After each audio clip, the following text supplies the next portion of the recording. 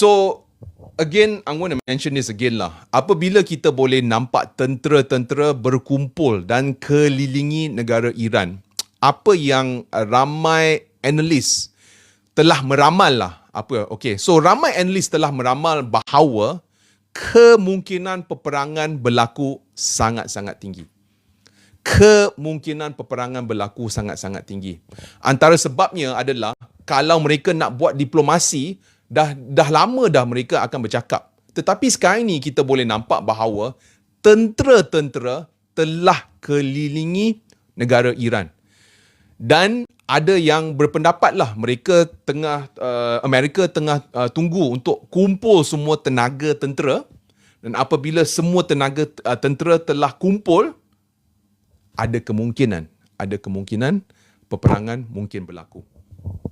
Sebab sebelum ini pun, semasa perang 12 hari, kita boleh nampak secara mendadak atau secara tiba-tiba negara biru telah menyerang negara Iran. Secara surprise, kita boleh nampak negara biru telah menyerang negara Iran. Tetapi sekarang ini yalah, dunia kita agak sangat tak stabil. Guys, sangat tak stabil. Sebelum ini, seperti saudara Jamaluddin kata, sebelum ini kita boleh nampak Trump, apa yang dia buat? Negara jiran, guys, negara jiran yang tak kena-mengena dengan Amerika Syarikat, iaitu Venezuela.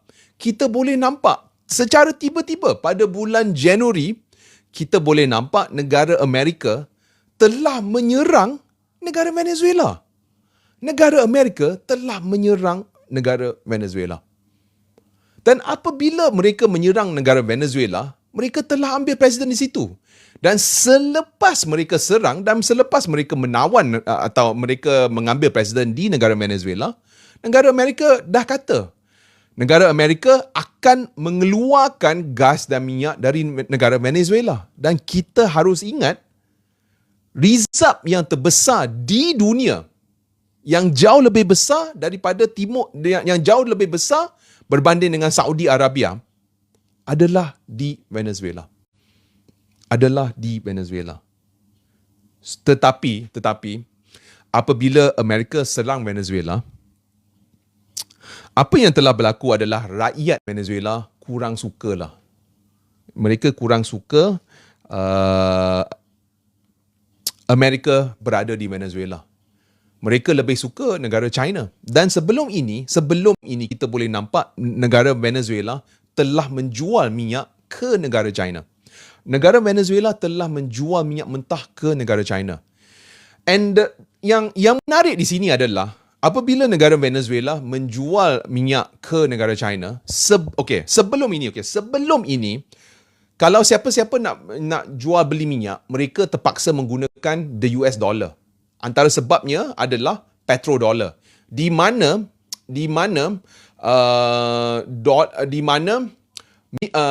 dolar disandar atas minyak. Di mana apabila Amerika dan Saudi Arabia, kawan yang bagus, apa yang mereka buat? Mereka telah buat petrodollar, di mana setiap kali kalau siapa-siapa yang jual beli minyak, mereka terpaksa menggunakan US dollar. So apabila the US dollar telah hilang sandaran atas emas, mereka sekarang ini menyandar US dollar dengan minyak mentah.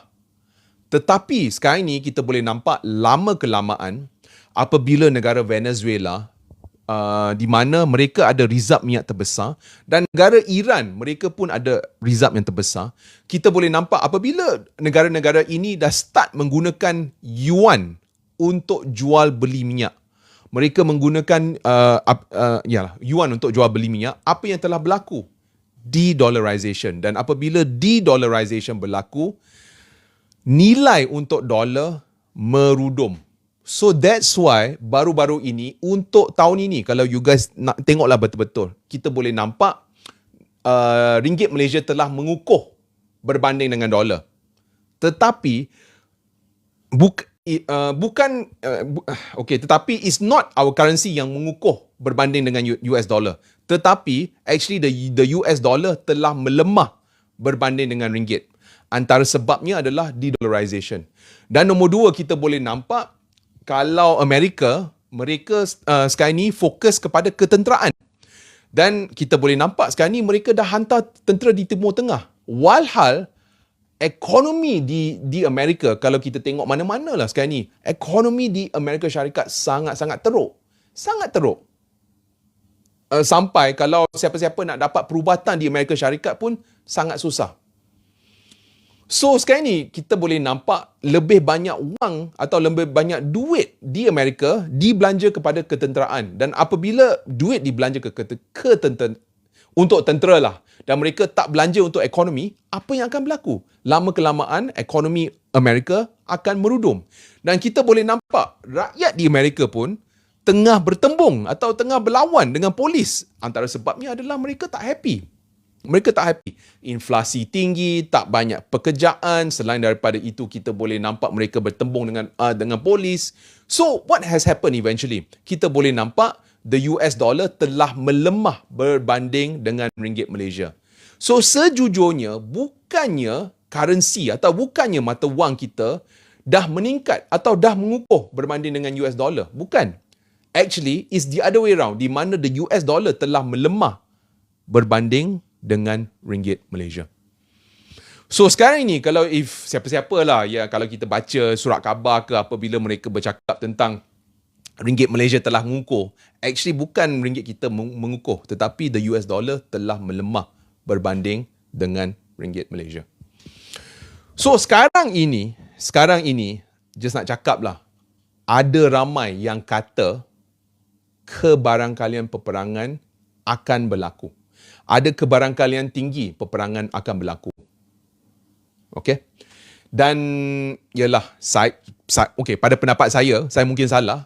Saya nampaklah kalau mereka nak serang pun, ada kemungkinan besar mereka akan serang semasa bulan puasa. Semasa semua orang berpuasa, mereka serang. Ini pendapat saya lah. Sebab sekarang ni kita boleh nampak tingkah laku Amerika dan tingkah laku negara biru, dia macam luar jangkaan ramai tau. Kita macam tiba-tiba mereka buat sesuatu yang memang luar jangkaan. Contoh sebelum ini, pada bulan Januari, kita boleh nampak negara Amerika telah menyerang Venezuela. Dia ibarat macam ni tau. Andaikan sekarang ni kita ada jiran. Andaikan sekarang ni Malaysia ada jiran. Dan jiran kita adalah negara A lah, tak nak cakap mana-mana negara lah. Dan mungkin presiden untuk negara A adalah seseorang yang agak kuku besi lah, right? Dan mungkin rakyat di negara A tak suka presiden di situ.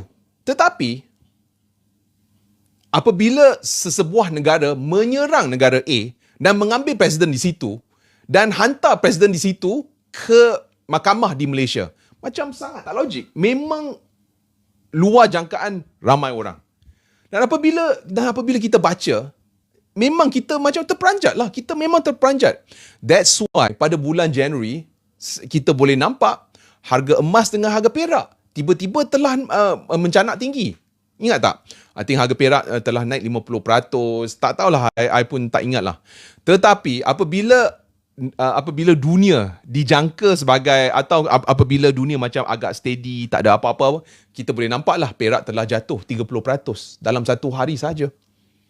Sekarang ni kita boleh nampak dari segi pelaburan pun, ramai orang tak tahu macam mana nak melabur. Adakah kita letak dalam Bitcoin, adakah kita letak dalam saham, adakah kita letak dalam situ, adakah kita letak dalam sini. Siapa-siapa yang melabur pun sekarang ni dah pening kepala dah. Sebab kita tak tahu apa yang akan berlaku. Tiba-tiba mereka mungkin menyerang negara, tak tahulah. Tapi apa yang kita tahu adalah, okay, this is what we know. Nombor satu, kita boleh nampak lebih banyak tentera tengah fokus di negara Iran. Okay. Di sekeliling negara Iran, kita boleh nampak ramai tentera Amerika telah kelilingi negara Iran. Itu nombor satu. Nombor dua, kita boleh nampak pejuang-pejuang, jet-jet pejuang sekarang ni di base-base di Timur Tengah. Okay. Sebelah dengan negara Iran lah. Sekarang ni kita boleh nampak jet-jet pejuang Amerika sekarang ni di base-base Timur Tengah. Selain daripada itu, kita boleh nampak kapal-kapal besar tengah menghala ke arah Iran. So that's why pada semalam kita boleh nampak negara Iran telah tutup Selat Hormuz dan mereka tunjuk bahawa negara Iran bukan seorang. Mereka ada kawan-kawan, iaitu Rusia dengan China. So apabila mereka buat latihan tentera, kita boleh nampak Rusia, China dengan Iran. Dan di sini kita boleh nampak perang proksi. Seperti yang saya kata berulang-ulang kali, kita boleh nampak perang proksi. Adakah US akan attack? Ramai dah kata, Bayu. Ramai dah kata. Mereka dah buat ramalan. Sebab kalau mereka nak buat diplomasi, dah lama diorang tak hantar tentera. Dah lama diorang macam, tak payah hantar tentera, diorang hantar diplomat kan. Mereka hantar diplomat, mereka boleh bincang. Tetapi sekarang ni kita boleh nampak tentera semua tertumpu dekat situ. So dia punya gerak-geri ya. Dia seolah-olah kalau kita baca surat khabar, dia kata dia nak bercakap kan. Dia nak buat diplomasi. Tetapi kalau kita lihat gerak-geri untuk Amerika, diorang dah hantar tentera kat situ. Kapal-kapal perang pun menghala ke Timur Tengah. Selain daripada itu, kita boleh nampak base-base di Timur Tengah, base-base di Central Asia, semua dah ada pesawat pejuang, jet-jet pejuang.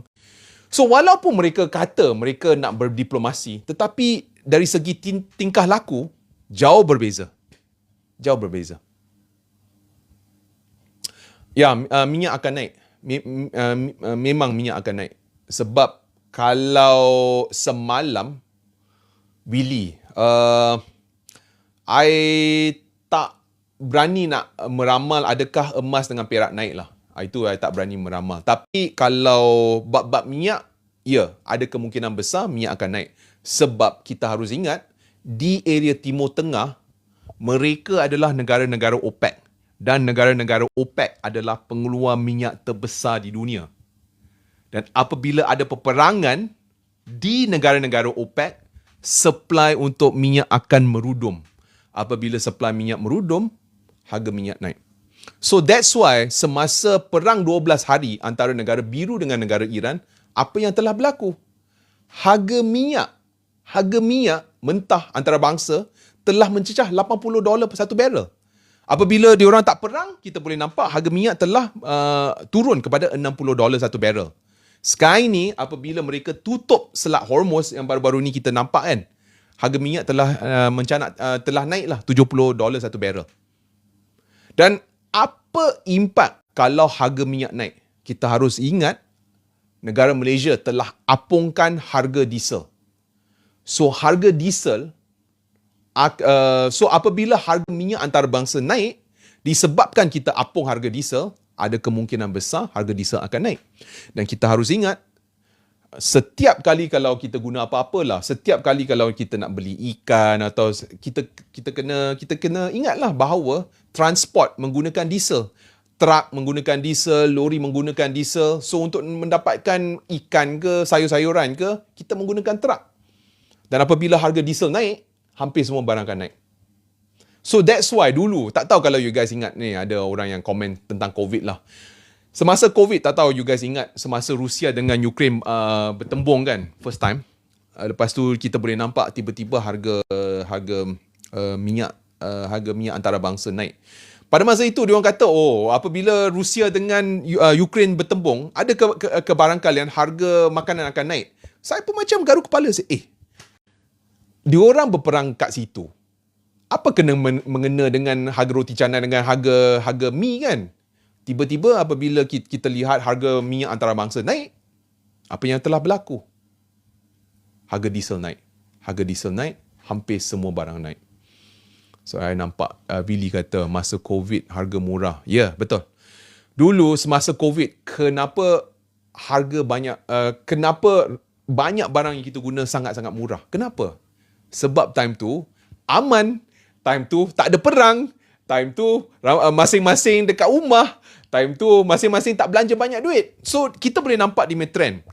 Kalau ada peperangan, setiap kali kalau ada peperangan sekarang ni, I tak tahu kalau you guys nampak ke tak lah, dalam 2-3 tahun ini, setiap kali kalau ada peperangan, kita boleh nampak tiba-tiba harga barang naik.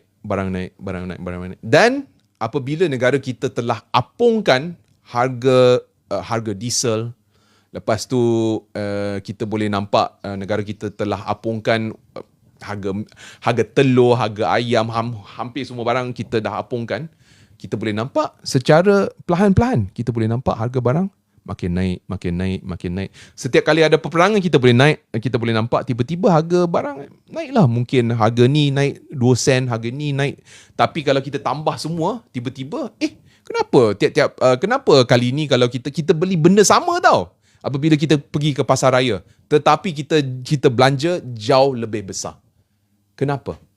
Sebab nombor satu, apabila peperangan berlaku, apa yang akan berlaku? Harga barang-barang akan naik. Pada masa sama, kita harus ingat negara Malaysia kita telah apungkan kebanyakan barang yang kita guna setiap hari. Harga-harga semua diapungkan. So kalau ada peperangan, kita boleh nampak inflasi berlaku. Dan seperti saudara Willy katalah, gaji kita tak naik setara dengan inflasi. So sekarang ini kita boleh nampaklah ramai orang Gen Z atau ramai dari Gen Z dah memang give up. Diorang memang dah give up. Tak nak beli rumah. Diorang tak nak duk fikir. Tak nak pandang beli rumah pun. Sebab sekarang ni gaji jauh lebih rendah. Atau rumah sekarang ni memang kita tak mampu dah. Kita tak mampu. Cuba bayangkan. Harga gaji sekarang ni. Gaji berapa fresh grad 2-3 ribu kalau tak silap saya. Tapi kalau lepas bayar hutang PTPTN, lepas pergi keluar makan, lepas bayar hutang, lepas bayar sewa kan, mana boleh jimat guys. Susah nak jimat.